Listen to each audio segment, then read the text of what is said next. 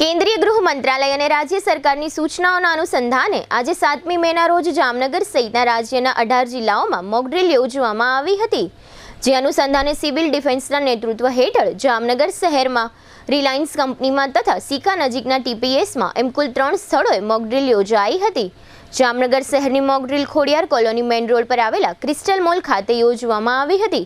આ મોક ડ્રીલમાં તમામ તંત્રોનો response time અને તૈયારીઓની ચકાસણીઓ થતી હોય છે। આ બધી ચકાસણીઓ માટે કંટ્રોલ રૂમ તરફથી જામનગરના તંત્રને બપોરે 4 વાગ્યે ક્રિસ્ટલ મોલ ખાતે પહોંચવાનો મેસેજ પાસ કરવામાં આવ્યો હતો અને તેમાં જણાવ્યું હતું કે મોલમાં એર સ્ટ્રાઇકથી બોમ્બ બ્લાસ્ટ થયો છે।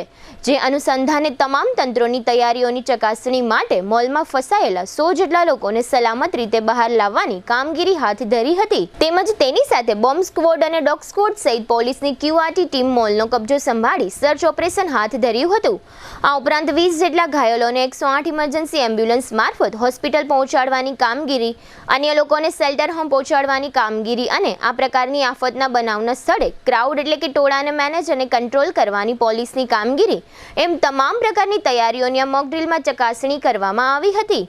આ તકે જામનગર મહાનગરપાલિકાના તમામ વિભાગો અને વહીવટી તંત્રના તમામ અધિકારીઓ તેમજ પોલીસ અધિકારીઓ અને સ્ટાફને હાજર રાખવામાં આવ્યા હતા। આ મોક ડ્રીલમાં કલેક્ટર કેતન ઠક્કર, કમિશનર દિનેશ મોદી અને એસપી પ્રેમસુખ ડેલુ ઉપરાંત ચીફ ફાયર ઓફિસર કે બિશ્નોઈ તેમજ ડેપ્યુટી કમિશનર દેવેન્દ્રસિંહ ઝાલા અને બંને ડીવાયએસપી જયવીરસિંહ ઝાલા અને રાજેન્દ્ર દેવદા સહિતના અધિકારીઓ તથા સ્ટાફગણને હાજર રાખવામાં આવ્યા હતા અને તમામ તંત્ર વચ્ચેના સંકલનને ચકાસવા માટે મોક ડ્રીલના સ્વરૂપમાં આ તમામ રાહત બચાવ કામગીરી હાથ ધરવામાં આવી હતી। આ મોક ડ્રીલને લઈને જામનગરના નગરજનોમાં ભારે ઉત્તેજના વ્યાપી ગઈ હતી, જેને કારણે જામનગરના તમામ મીડિયા આ મોક ડ્રીલને કવરેજ કરવા માટે સ્થળ પર ગોઠવાઈ ગયું હતું। આ સમગ્ર મોક ડ્રીલ અંગે કલેક્ટર કેતન ઠક્કર, કમિશનર દિનેશ મોદી અને એસપી પ્રેમસુખ ડેલુએ આપેલી વિગતો પ્રસ્તુત છે। आर्य कन्या गुरुकुल करीब 90 एकड़ में फैले इस विशाल परिसर में कक्षा 5 से लेकर 12 तक निवासीय शिक्षा के अवसर उपलब्ध हैं। इसके अलावा स्थानीय कन्याओं के लिए केजी से लेकर 12वीं कक्षा तक गुजराती तथा अंग्रेजी माध्यम स्कूल भी कार्यरत है। आर्ट्स तथा कॉमर्स विद्या शाखाओं में स्नातक तथा अनुस्नातक कक्षा के अभ्यासक्रम भी इसी परिसर में चलाए जा रहे हैं, जहां पाक कला, सौंदर्य कला, सिलाई कला तथा हर प्रकार के खेलों में भी यहाँ की बालिकाएं निपुण हो उसका ध्यान रखा जाता है। यहाँ कन्याओं को वेदों के प्राचीन मंत्रों के संस्कारों के साथ विज्ञान और टेक्नोलॉजी से जुड़ी आधुनिक शिक्षा दी जाती है। बालिकाओं को विभिन्न कलाओं में पारंगत बनाने के साथ संस्कारों का सिंचन इस गुरुकुल की विशेषता है। आर्य कन्या गुरुकुल पोरबंदर में एडमिशन्स के लिए संपर्क कीजिए 8258030303 या 8258040404। પ્રવર્તમાન સ્થિતિને ધ્યાને રાખીને આજરોજ જામનગર જિલ્લામાં વિવિધ સ્થળોએ યુદ્ધને પરિસ્થિતિને અનુલક્ષીને સંભવિત થનાર પરિસ્થિતિઓને ઉદ્ભવતી જે છે એને લઈને મોક ડ્રીલનું આયોજન કરવામાં આવેલું છે। એ પૈકીનું એક મોક ડ્રીલનું આયોજન અત્રેના ક્રિસ્ટલ મોલ ખાતે કરવામાં આવેલું છે। આ વિવિધ સ્થિતિને પહોંચી વળવા માટે અને તંત્રની તૈયારીઓને અત્રે ચકાસણી કરવામાં આવી રહી છે તથા લોકોને પણ આ બાબતે કોઈ પણ જાતની ગભરાટ ન થાય અને લોકોનો તંત્રમાં વિશ્વાસ અડીખમ રહે તે માટેની પણ તૈયારીઓ કરવામાં આવી છે। અત્રે એર રેડથી કે એર બોમ્બિંગથી આ મોલમાં નુકસાન થયું છે એ મુજબની એક મોક ડ્રીલનું અત્રેથી આયોજન કરવામાં આવ્યું છે। ફસાયેલા લોકોને રેસ્ક્યુ કરવામાં આવી રહેલા છે। અંદાજે 100 થી વધારે ફસાયેલા લોકોને અત્રેથી રેસ્ક્યુ કરી લેવામાં આવેલા છે। જે ઘાયલો હતા એમને જીજી હોસ્પિટલ ખાતે પણ લઈ જવામાં આવેલા છે। જીજી હોસ્પિટલ ખાતે એક સ્પેશિયલ ડેડિકેટેડ વોર્ડ તૈયાર કરી દેવામાં આવ્યો છે। ઇમરજન્સી સર્વિસીસના તમામ ડોક્ટરો ત્યાં હાજર છે અને અત્રે તમામ emergency services, fire services, 108 ambulances, corporation Jamnagar મહાનગરપાલિકાના તમામ મશીનરી સાથેની તમામ સરકારી તંત્ર અત્રે ઉપલબ્ધ છે। જિલ્લા વહીવટી તંત્ર, મ્યુનિસિપલ કમિશનર અને જિલ્લાના પોલીસ વડા, પોલીસ અધિક્ષક શ્રી પણ અત્રે ઉપસ્થિત છે અને મોક ડ્રીલ જિલ્લામાં અન્ય સ્થળોએ પણ થઈ રહી છે, જેની વિગતો પણ આપને આજ પછીથી આપવામાં આવશે।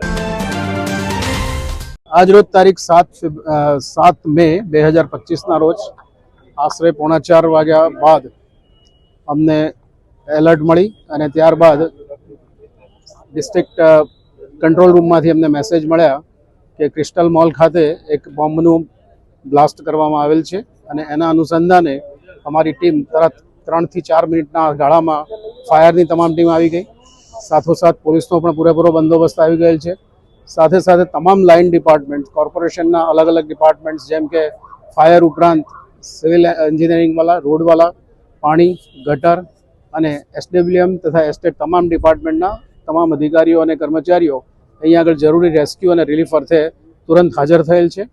અને પોલીસે પણ ખૂબ બંદોબસ્ત કરીને જે અનનેસેસરી ટ્રાફિક હોય કે જે ક્રાઉડ ક્રિએટ કરતો હોય એને દૂર રાખેલ છે. અને સ્વિફ્ટલી અને ફાસ્ટ સારી સ્પીડે તમામ રેસ્ક્યુ અને રિલીફનું આયોજન થાય એ માટે સૌ ડિપાર્ટમેન્ટ મદદરૂપ થયેલ છે. એના અનુસંધાનમાં ફાયરે પણ ઉપર જે લોકો ફસાયેલા છે એમને સલામત રીતે બહાર કાઢ્યા છે. અને આશરે 100 લોકો આમાં ફસાયેલા હતા એ બધાનું સલામત રીતે ઇવેક્યુએશન કરાયેલ છે. 20 લોકો જે ગંભીર રીતે ઘવાયેલા હતા એમને તાત્કાલિક જીજી હોસ્પિટલમાં શિફ્ટ કરવામાં આવેલ છે. અને અન્ય લોકોને શેલ્ટર હોમ પર શિફ્ટ કરવામાં આવેલ છે.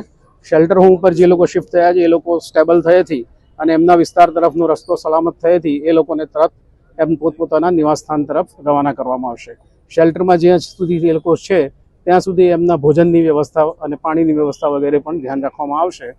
આશરે 101 લોકો અને હજુ પણ અંદર બિલ્ડિંગમાં ખૂણે ખાંચરે ફરીને કોઈ રહી ગયું હોય વગેરે બચાવની કામગીરી ચાલુમાં છે. અને હજુ આ ઓપરેશન ટૂંક સમયમાં પૂરું થશે, પણ હાલ હજુ સંપૂર્ણ પૂરું થયેલ નથી.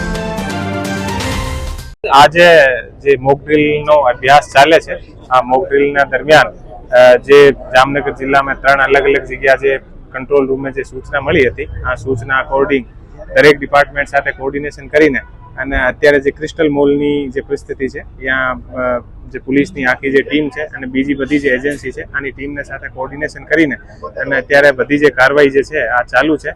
અને આને અલાવા બીજા 2 થી 3 જગ્યા છે, આ જગ્યા પણ પોલીસની અલગ અલગ ટીમ બનાવેલી છે. અને આ પોલીસની અલગ અલગ ટીમ જે છે આને અલગ અલગ જે આનો જે કાર્ય છે, જે વર્ક છે એ પણ નિર્ધારિત કરેલો છે. તો આ અનુસાર દરેક જે આપણા વિભાગ છે આને સાથે સંકલન કરીને અત્યારે કાર્યવાહી કરી રહી છે. અને અહીંયા જે આ ક્રિસ્ટલ મોલની જે જગ્યા છે આ જગ્યા બધું અત્યારે રેસ્ક્યુ અને બીજી બધી જે પણ આની SOP છે આ SOP મુજબ કાર્યવાહી જે અત્યારે કરવામાં આવે છે. અને બીજી પણ 2 જગ્યા જે આપણે રિલાયન્સ અને જે TPS જે છે ત્યાં પણ અત્યારે કાર્યવાહી ચાલુ છે. અને આ પણ જગ્યા પોલીસ અત્યારે પહોંચી ગઈ છે. અને અમે દરેક જે પણ જગ્યા છે, જે પણ વસ્તુ છે, અમે શું સારી કામગીરી કરી છે અને શું બીજી વસ્તુ કોઈ બાકી રહી ગઈ છે તો આની પણ અમે લોકો આગળ જે ડીબ્રીફિંગ હશે અમે વિશ્લેષણ કરીને અને સરસ રીતે કાર્યવાહી